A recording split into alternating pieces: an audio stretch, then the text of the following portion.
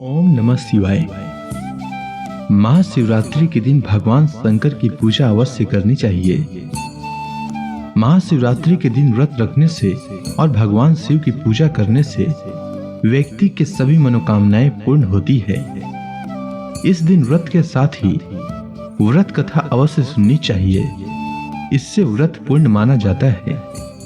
आज मैं आपके लिए महाशिवरात्रि व्रत कथा लेकर आया हूं, तो आइए सुनते हैं महाशिवरात्रि व्रत कथा। नैमिषारण्य तीर्थ में शौनकादि ऋषियों ने आशुतोष भगवान शंकर के अनन्य उपासक श्री सूत जी से पूछा, हे सूत जी, महाशिवरात्रि के व्रत महात्म्य सहित कथा श्रवण किया। अब अज्ञान में महाशिवरात्रि के व्रत को करके पूर्ण फल किसने प्राप्त किया, इस पर कोई कथा सविस्तार हम लोगों को सुनाएं। सूत जी ने कहा, विविध धातुओं से विचित्र वर्णमाला, अनेक वृक्षों से व्याप्त, विविध पुष्पों से सुशोभित, बाल सूर्य के समान देदीप्यमान, तप्त स्वर्ण के सदृश कांतिवान, मणि निर्मित सोपानों से युक्त कैलाश पर्वत के एक शिखर की चट्टान पर अत्यंत शांत भाव से भगवान शिव जी विराजमान थे। उनके हाथों में शूल, अंग में भस्म और सर्प शोभित हो रहे थे। उन्हें प्रमद आदि गुणों ने घेर रखा था और वे क्रीड़ा में तल्लीन थे। ऐसा उपयुक्त समय देखकर उनसे पार्वती जी ने पूछा, हे देवाधिदेव, आप सभी व्रतों में उत्तम व्रत को वर्णन करें। वैसे तो मैंने अनेक व्रत, दान एवं तप पुण्य किए हैं, परंतु फिर भी मेरा संदेह दूर नहीं हुआ है। आपसे आज मैं ऐसे व्रत को सुनना चाहती हूँ जो सभी व्रतों में श्रेष्ठ एवं मोक्षदायक है। शिव जी ने कहा, हे देवी, मैं तुम्हें सभी व्रतों में उत्तम एक गुप्त व्रत सुनाता हूँ। मैंने आज तक किसी से इस व्रत को नहीं कहा है। इस व्रत के प्रभाव से यमराज भी निकट आने का साहस नहीं करते हैं। फागुन मास के कृष्ण पक्ष की चतुर्दशी को शिवरात्रि नाम से जाना जाता है। इस दिन का किया हुआ व्रत इतना प्रभावशाली होता है कि प्राणी यमलोक को त्याग कर शिव लोक में प्रवेश पाता है। जीव हिंसक भील की कथा। किसी समय मलेच्छ देश में एक जीव हिंसक भील रहा करता था। वह भील जीव हिंसा के निमित्त सदा वनों एवं पहाड़ों के निकट भ्रमण किया करता था तथा अनेक प्रकार की हिंसा और चोर कर्म किया करता था। उसका शरीर पीन एवं काला था। वह हाथों में धनुष धारण करता, काला जामा पहनता तथा हाथ में गोह के चमड़े का मोजा बांधता था। कमर में तरकस रखता था। वह सदा बाघ, चीता, तेंदुआ, खरगोश, रीछ आदि पशुओं को मारकर अपने कुटुंब का भरण पोषण किया करता था। अनेक पक्षियों का भी वह वध कर डालता था। एक दिन इस भील के परिवार वालों ने भील से कहा, हे वंचर, आज कहीं से भी चोरी आदि किसी भी युक्ति से हमें खाने के लिए कुछ भक्ष्य पदार्थ ला कर दो। अपने कुटुंबियों द्वारा इस प्रकार की प्रार्थना सुनकर भील धनुष बाण लेकर मृग हिंसा के लिए जंगल में जाकर शिकार ढूंढने लगा। हे देवी, एक बार चतुर्दशी के दिन वह हाथ में धनुष बाण लेकर गंभीर जंगल में जा पहुंचा। उसने वहां पहुंचकर हिरणों को खोजना प्रारंभ किया। हिरणों की खोज में वह भील इधर उधर की दिशाओं में दौड़ने लगा। बहुत प्रतीक्षा करने पर भी जब कोई वन्य पशु न मिला तो वह निराश हो गया। सूर्यास्त होने पर एक तालाब के निकट वह जा बैठा। उसने निश्चय किया कि आज रात्रि में मैं अवश्य ही इस तालाब में जीव मारूंगा। मन में ऐसा दृढ़ निश्चय करके वह तालाब के निकट स्थित एक बिल्व वृक्ष के नीचे बैठ गया। उस बिल्व वृक्ष के कोटर में एक बहुत विशाल शिवलिंग पड़ा हुआ था। इस व्याध ने अपने दाहिने हाथ से बेल पत्र तोड़कर शिव पर चढ़ा दिया। लिंग पूजा के प्रभाव से कोई भी हिरण उसके हाथ न आ सका। इस प्रकार उस बिल्व वृक्ष के नीचे रात्रि का पहला प्रहर व्यतीत हो गया। इसके बाद उस तालाब के नीचे एक गर्भिणी हिरनी पानी पीने के लिए आई। वह हिरनी चकित दृष्टि से चारों ओर देख रही थी। इसी बीच शिकारी ने भी उसे देख लिया। उसने अपने धनुष पर बाण चढ़ाया और साथ ही बेल पत्र तोड़कर शिवलिंग पर चढ़ा दिया। हिरनी ने भी उस शिकारी को देख लिया। हिरनी ने उस व्याध से कहा, हे महाव्याध, जरा रुक जाइए, तुम मुझे क्यों मार रहे हो? व्याध ने कहा, मेरा परिवार भूख से पीड़ित है। मैं तुम्हारे द्वारा उन सबों की भूख शांत करूंगा। शिव जी ने कहा, हे देवी, एक प्रहर की पूजा के प्रभाव से उस व्याध का चतुर्थांश पाप दूर हो गया। उसने अपने बाणों को थोड़ा समेट लिया और उस हिरनी से कहने लगा, मैंने अनेक जीवों को मारा है, किंतु आज तक किसी वन्य पशु को मनुष्य सा बोलते नहीं सुना। मुझे तुम्हारी बातों से बड़ा कौतूहल हो रहा है। तुम किस वंश में उत्पन्न हुई हो और कहां से आई हो? हिरनी ने उस व्याध से कहा, हे व्याध, मैं पूर्व जन्म में रंभा नामक इंद्रपुरी की अप्सरा थी। अत्यंत सुंदरी होने के कारण मेरे मन में बड़ा गर्व था। मैंने अपनी सुंदरता के बल से महादानव हिरणाक्ष को भी अपना पति बना लिया। मैंने उनके साथ बहुत काल तक भोग किया। दूसरे दिन जब मैं उनके साथ खेल रही थी, तभी शिव जी के सन्मुख तांडव नृत्य प्रारंभ हुआ। मेरे शिव जी के सामने पहुंचते ही शिव जी ने मुझसे पूछा, सच सच बता, तू कहाँ थी? नहीं तो मैं तुम्हें शाप देता हूँ। शाप की बात सुनकर मैंने कहा, हे देव, मैं घर पर एक दानव के साथ विहार कर रही थी। शिव जी मेरे बातों से क्रुद्ध हुए और बोले, तेरा प्रेमी हिरणाक्ष हिरण बनेगा और तू उसकी पत्नी। तुम 12 वर्ष से कुछ अधिक ही सुख से रहित रहेगी और पारस्परिक सुख के कारण ही तुम्हारे शाप का अंत होगा। जिस समय तेरे सामने व्याध आएगा, तब तुम्हें पूर्व जन्म का स्मरण होगा। वहां मेरे लिंग का दर्शन करने से तेरा छुटकारा होगा और तू अपने स्वरूप को प्राप्त हो जाएगी। हिरनी ने उस व्याध से कहा, शिव जी के शाप से मैं इस पृथ्वी पर हिरनी होकर घूम रही हूँ। मैं इस समय गर्भिणी हूँ, अतः मुझे न मारो। इसी रास्ते से एक दूसरी हिरनी आ रही है, तुम उसे मारकर अपने कुटुंब का भरण पोषण करना। मैं प्रसव करने के बाद कल आपके पास आ जाऊंगी, ऐसा मैं शपथ पूर्वक कहती हूँ। शिव जी ने कहा। उस हिरनी की बात से वह व्याध असमंजस में पड़ गया।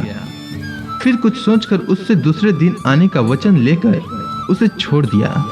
उस हिरनी ने व्याध के पास पुनः आने के लिए शपथ पूर्वक कहा, हे व्याध, जो द्विज वेद भ्रष्ट होकर संध्योपासन आदि कर्मों से रहित हो, दानी के बीच में विघ्न डालने वाला हो, जो दीपक से दीपक जलाता अथवा पैर से पैर धोता हो, जो अपने स्वामी मित्र बालक ब्राह्मण आदि का वध करता हो, जो सपत्नियों में द्वेष रखता हो, जो कृषक एक ही हल में 3 बैलों को चलाता हो, जो वेद निंदक हो, जो कुटुंब का पालन पोषण न करता हो, जो माता पिता में श्रद्धा न रखता हो, जो पर स्त्री गामी हो, इन सभी पातकों की भागिनी मैं बनूं, यदि अपनी प्रतिज्ञा पूरी न करूं। दूसरा प्रहर आने पर व्याध शिव शिव का उच्चारण करता रहा। उसे नींद नहीं आ रही थी। इसी बीच तालाब पर दूसरी हिरनी आई। शिकारी ने उस हिरनी को देखकर भी बेलपत्र चढ़ा दिया। तदंतर उस शिकारी ने धनुष पर बाण चढ़ा लिया। हिरनी ने उस शिकारी से पूछा, हे धनुषधारी, मैं जानना चाहती हूँ कि इस रास्ते से एक गर्भिणी हिरनी आई थी अथवा नहीं, आप सच सच बताएं। शिव जी ने कहा। उस हिरनी की बात सुनकर शिकारी चकित हो गया। उसकी बोली भी पहली हिरनी जैसी ही लगती थी। शिकारी ने कहा कि पहली हिरनी घर चली गई है, अब मैं तुझे मारकर अपनी भूख मिटाऊंगा। हिरनी ने कहा कि मैं इस समय कामातुर हूँ, विरह अनल से तप्त हूँ, तुम मुझे छोड़ दो। इसी रास्ते एक मृग आने वाला है, उसके द्वारा तुम्हारी तृप्ति हो सकेगी। शिव जी ने कहा। उस हिरनी ने भी पहली हिरनी की भांति ही शपथ दिया और वह शिकारी के चुंगल से मुक्त हो गई। वह हिरनी जल पीकर पलायित हो गई। व्याध उसी पेड़ के नीचे बैठा रहा। उसका तीसरा प्रहर भी समाप्त हो गया। उसने बेलपत्र तोड़कर शिव जी पर डाल दिया। इसके अनंतर उस व्याध ने एक विशालाक्ष हिरण देखा। वह अत्यंत हृष्ट पुष्ट और सुडौल आकार वाला था। उसको मारने के लिए व्याध ने धनुष पर बाण चढ़ा लिया। उधर उस शिकारी को हिरण ने भी देख लिया। वह अपने मन में सोचने लगा, आज मेरी मृत्यु अवश्य ही होगी। मेरी दोनों हिरनियों को इस व्याध ने अवश्य ही मार डाला होगा। स्त्री के बिना जीवन व्यर्थ है, क्योंकि पत्नी के बिना धर्म अनुष्ठान नहीं हो सकता और न तो सांसारिक सुख भोग ही किया जा सकता है। अतः उसने व्याध से पूछा, हे नरश्रेष्ठ, मैं आपसे एक बात पूछना चाहता हूँ। कृपया आप उसका ठीक ठीक उत्तर दें। इसी मार्ग से पहले 2 हिरनियां आ चुकी हैं, तो क्या आपने उन दोनों को मार डाला या वे अपने घर चली गईं? हिरन की बात सुनकर व्याध ने अपने मन में सोचा, यह कोई सामान्य हिरन नहीं हो सकता। ऐसा सोचकर उसने विस्मित होकर हिरन से पूछा, वे दोनों हिरनियां अपने घर चली गई हैं, किंतु तुम्हारी दूसरी रजस्वला स्त्री ने तुम्हें मुझे देने का वचन दिया है, अतः मैं तुझे किसी प्रकार भी नहीं छोड़ सकता। शिव जी ने कहा। व्याध की बात से वह हिरन भयभीत होकर उससे पूछने लगा, तुमने दोनों हिरनियों को क्यों छोड़ दिया? शिव जी ने कहा, व्याध के सन्मुख हिरनियों द्वारा किए गए शपथ को उस हिरन से व्याध ने कह सुनाया। मृग प्रसन्न होकर बोल उठा, हे व्याध, मेरी हिरनियों ने तुमसे जो शपथ किए हैं उन्हें मैं भी दोहराता हूँ, अतः तुम मुझे यहाँ मत मारो। मैं अपनी ऋतुमती स्त्री से संभोग कर तुम्हारे घर निसंदेह आ जाऊंगा। शिव जी ने कहा। उस मृग की बात सुनकर व्याध कहने लगा, तू मुझे बातों में फंसाकर धोखा देना चाहता है, अतः मैं तुझे कदापि नहीं छोड़ सकता। उसकी बात सुनकर मृग ने अपनी पत्नियों द्वारा प्रदत्त वचन को व्याध के सन्मुख पुनः दोहराया और कहा कि यदि मैं तुम्हारे पास न आऊं तो मेरा सभी सत्य नष्ट हो जाए। शिव जी ने कहा, अब तक उस व्याध के सभी कुलस नष्ट हो चुके थे, इसीलिए उसने मृग की बातों का विश्वास करके उसे छोड़ दिया। हिरन उस तालाब में जल पीकर जिस रास्ते वहां आया था, पुनः उसी मार्ग से वापस चला गया। उस समय तक प्रातः काल हो चुका था। बिल्व पत्र के नीचे से बाहर निकलते हुए शिकारी ने अनजाने ही बिल्व पत्र तोड़कर शिवलिंग पर डाल दिए। शिव पूजा के प्रभाव से उस शिकारी के संपूर्ण पाप विनष्ट हो चुके थे। भूखा रहने के कारण वह निराशा भरी दृष्टि से चारों ओर देखने लगा। इतने में ही बच्चों सहित वहां दूसरी हिरनी भी आ पहुंची। उसने धनुष पर बाण का संधान किया, किंतु इसी बीच आगंतुक हिरनी बोल उठी, हे धर्मात्मन, बाण मत छोड़ो, अपने धर्म का पालन करो, क्योंकि मैं सभी प्रकार से अवध्य हूँ। शास्त्रों में कहा गया है, सोते हुए राजा को, मैथुन में रथ प्राणी को, स्तनपान कर रहे बच्चे को, रोगी को और बच्चों से युक्त हिरनी को नहीं मारना चाहिए। उस हिरनी ने व्याध से कहा कि यदि तुम मुझे मारना ही चाहते हो तो मैं अपने बच्चों को घर पर छोड़ आऊं तब मारना।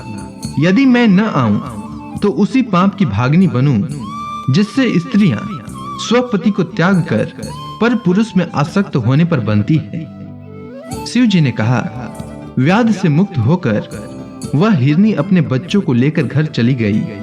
इधर व्याध भी अपने घर के लिए तेजी से चल पड़ा। घर पहुंचते ही उसके भूखे बच्चों ने उसे घेर लिया। उसके घर में न तो मांस था न अन्न ही। सभी बच्चे निराश हो गए। शिकारी अपने मन में बार बार उन हिरनियों का ही स्मरण कर रहा था। इतने में ही उसकी पत्नी ने कहा कि तुमने तो आज रात भर व्रत रखकर सभी लोगों को भूखा ही मार डाला। पत्नी की बात सुनकर उस व्याध ने कहा, हे प्रिय, मैं कल रात से भूखा हूँ और मुझे नींद भी नहीं आई। कल रात में जो हिरण और हिरनियां मुझे मिली वे अपनी प्रतिज्ञाबद्ध होने के कारण मेरे यहाँ आएंगी और मैं उनका वध करके परिवार को तृप्त करूंगा। शिव जी ने कहा, हे देवी, वह हिरण व्याध के पंजे से मुक्त होकर अपने हिरनियों के पास चला गया। उसकी एक मृगी ने प्रसव किया, दूसरे ने संभोग की इच्छा प्रकट की और तीसरी ने अपने बच्चों की रक्षा के लिए प्रार्थना की। हिरण ने ऋतुमती मृगी की इच्छा पूर्ण करके कहा, तुम सब यहीं रहकर बालकों की देखभाल करना। अब मैं व्याध के पास जा रहा हूँ, क्योंकि मैंने उसे वचन दे रखा है। शिव जी ने कहा। मृग की बातों से उसकी पत्नियां भी साथ चलने का आग्रह करने लगी। वे सब बहुत ही दुखी होकर कह रही थी, पिता भाई पुत्र आदि सभी सीमित वस्तु देते हैं, परंतु पति से अपरिमित वस्तु की प्राप्ति होती है। अमित दानी भर्ता वेदे ही, इसीलिए स्त्रियों के लिए पति ही परम गति है। पति के बिना नारी का जीवन सुना है, अतः मैं भी तुम्हारे साथ चलूंगी और साथ ही मरूंगी। शिव जी ने कहा। उस मृग की पत्नियों ने विरह कातर होकर मरने का निश्चय किया। परिवार के शोकावस्था से वह मृग बहुत ही दुखी हुआ। वह सोचने लगा, यदि मैं वचनबद्ध होकर भी व्याध के पास नहीं जाता हूँ तो धर्म का नाश होगा और जाने पर कुटुंब का अंत हो जाएगा। वह दुविधा की स्थिति में पड़ गया। अंत में धैर्य धारण कर उसने व्याध के पास जाना ही उचित समझा। वह व्याध के आश्रम की ओर चल पड़ा। उसके पीछे पीछे उसकी पत्नियों ने भी उसका अनुगमन किया। वहां से अपनी स्त्री पुत्रों को साथ लेकर वह मृग उस भूखे व्याध के पास आ पहुंचा। मृग ने व्याध से कहा, हे व्याध, पहले तुम मुझे मारो, तत्पश्चात इन सभी को। तुम्हारे बाणों से मरकर आज हम लोग स्वर्ग को जाएंगे और तुम्हें किसी प्रकार का पाप भी नहीं लगेगा। मृग की बातों से उस व्याध के मन का अज्ञान दूर हो गया। वह बोला, हे मृग, तुम अपने घर लौट जाओ। तुम्हारी सत्यता से मैं अत्यंत प्रसन्न हूँ। मुझे मांस नहीं चाहिए। तुम मेरे बंधु, गुरु और मित्र हो। मैंने आज से अहिंसा का व्रत ले लिया है और अपने हिंसक शस्त्रों को तोड़कर फेंक दिया है। अतः अब तुम निर्भय होकर लौट जाओ। शिव जी ने कहा। इतना कहकर शिकारी ने धनुष बाण तोड़ डाले और मृग की प्रदक्षिणा करके उसे नमस्कार किया। स्वर्ग से पुष्प वृष्टि होने लगी। इतने में एक देवदूत सुंदर विमान लेकर स्वर्ग से आ उपस्थित हुआ। उसने शिकारी से कहा, हे महाव्याध, इस विमान में बैठकर सदेह स्वर्ग को चलो। शिवरात्रि के प्रभाव से तुम्हारे सभी पाप नष्ट हो चुके हैं। शिवरात्रि के दिन तुमने अनजाने में ही उपवास और जागरण द्वारा शिव जी की पूजा कर डाली। हे धर्मात्मन, तुम्हारी इसी नाम से नक्षत्र मंडल में अस्थायी निवास होगा। इसके बाद उसने उस मृग को संबोधित करके कहा, हे मृग, तुम अपनी स्त्री और पुत्रों के साथ इस विमान में बैठकर स्वर्गारोहण करो। अपनी तीनों भार्याओं सहित नक्षत्र पद प्राप्त करो। तुम्हारे नाम से ही वह नक्षत्र प्रसिद्ध होगा। शिव जी ने कहा। इतना सुनकर वे सभी विमान में बैठकर नक्षत्र लोक गए। आगे 2 हिरनियां, पीछे हिरण। इन तीनों ताराओं से युक्त मृग शीर्ष नक्षत्र हैं। यह नक्षत्र आज भी आकाश में दृष्टि गोचर होता है। इसकी पीठ पर आर्द्रा नामक दूसरा नक्षत्र लगा है। शिव जी ने कहा, हे पार्वती, मैंने ऐसे महत्वपूर्ण शिवरात्रि व्रत का तुमसे वर्णन किया। यह व्रत शिवलोक की प्राप्ति कराने वाला है। इस व्रत के समान पाप नाशक और मोक्षदायक दूसरा व्रत नहीं है। तो इसी के साथ महाशिवरात्रि व्रत की कथा समाप्त होती है। अगर आपको यह कथा अच्छी लगी हो तो कमेंट सेक्शन में ओम नमः शिवाय लिखना न भूलें। धन्यवाद।